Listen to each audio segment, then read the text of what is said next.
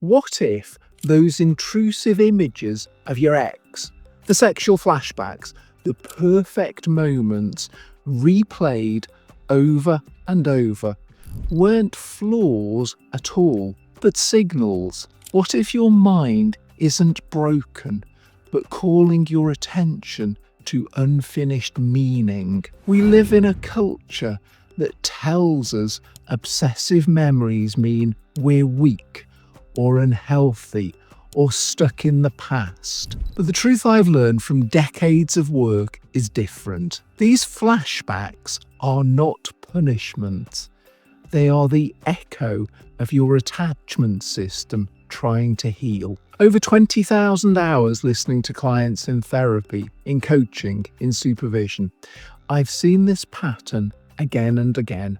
I'm a psychotherapist, executive coach, clinical supervisor, award-winning researcher, and the creator of the Lifelong Capacities Map. My name's Dr. Tony Weston, and today I want to reframe intrusive images for you, not as illness, but as signals of the psychological skills you haven't yet had the chance to fully develop. Here's where we're going. First, we'll explore why intrusive memories of an ex keep returning, even when you desperately want them gone. Then, we'll uncover the hidden skills these flashbacks are pointing towards. And finally, I'll introduce you to a real case, a client whose journey shows how intrusive images can shift from torment into transformation. So let's begin with the struggle itself. Imagine this. You're at work or lying in bed at night, and suddenly the image arrives. She's looking radiant. He's looking irresistible. That moment of intimacy you once shared plays out in full colour as though it happened yesterday. You tell yourself not to think about it, but the harder you push, the louder it grows. What's happening here isn't obsession. It's your nervous system replaying the tapes of attachment and desire because it hasn't yet integrated the loss. The Lifelong Capacities Map helps us make sense of this. Every human being has 12 core psychological capacities, each one a set of skills that must be built, refined, and strengthened across life. When we experience intrusive flashbacks of an ex, several of these capacities are being tested. The first is emotional capacity, and particularly the skill of adaptive emotional processing. This is the ability to feel the longing, the sadness, even the heat of desire, without being swallowed whole. Without this capacity, our emotions don't metabolize, they recycle. The second is cognitive capacity, especially focus and attentional control. Intrusive images are sticky. They hijack our mental stage. Learning to notice, name, and then gently redirect our attention is a developmental skill. The third is identity capacity, healthy self-worth, because often what clings beneath the image isn't just memory, it's the belief, I was only desirable with them. I was only special in that moment. When our worth depends on someone else's gaze, the ghost of their attention lingers long after they've gone. And finally, there's metacognitive capacity, perspective taking on self, the ability to step back and see, this is my attachment system replaying intimacy. This is not my present reality. That distance is the difference between drowning in a flashback and being able to breathe through it. Now let me bring this to life with someone I'll call Angelos. He was in his early 30s when he came to see me. His relationship had ended 9 months earlier, but his body and mind hadn't moved on.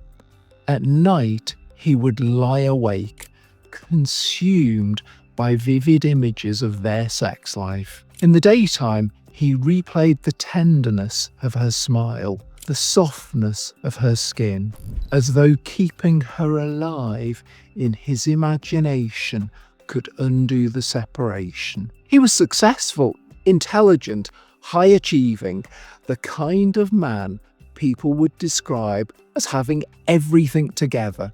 Yet, he confessed that these images made him feel weak, even ashamed.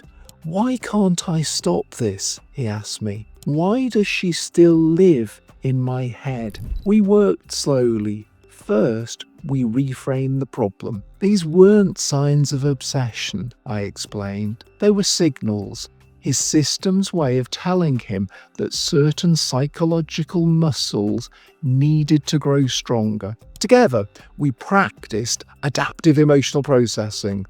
Instead of fighting the images, he learned to pause, name them, and feel the longing without collapsing into it. Then we trained his attentional control. When a flashback arrived, Angelos learned to acknowledge it, and then gently, deliberately shift his attention to the present. The feel of his feet on the ground, the weight of the chair beneath him, the steady rhythm of his breath. Over time, we also worked on self-worth. He began to separate his identity from her validation, to believe deeply that he was desirable, valuable, worthy, not because she had once looked at him with longing, but because worth lives within, not outside. And slowly, the images began to lose their grip. They didn't vanish overnight. Flashbacks rarely do, but they softened, blared, moved further into the background, and in their place, Angelos found something he hadn't expected: freedom. He discovered that by developing these capacities, he wasn't just letting go of her, he was growing into a fuller version of himself. This is what intrusive memories are really pointing to. Not pathology, not illness, but the developmental edge where life is asking you to grow. And this is why I wrote Transform Your Life, the ultimate guide to self-mastery. In its pages, I lay out the full roadmap of the Lifelong Capacities map. 12 metadomains, 48 competencies, each one a skill you can build. It's the most comprehensive way I know to understand not just why you're stuck, but how to move beyond it. If you want to go deeper, you'll find the link to the book below. And as a gift, I've also included 2 PsycheScriptions, a short guided practice you can use anytime an intrusive image hits, plus a longer version to listen to before bed if your sleep is being disturbed by intrusions. Try it tonight. Let it show you that these flashbacks are not flaws. They're signals, and with the right skills, you can answer them. So if you're struggling with images of your ex, hear this. You are not broken. You are being called to grow. And when you do, the past no longer holds you. Your future opens.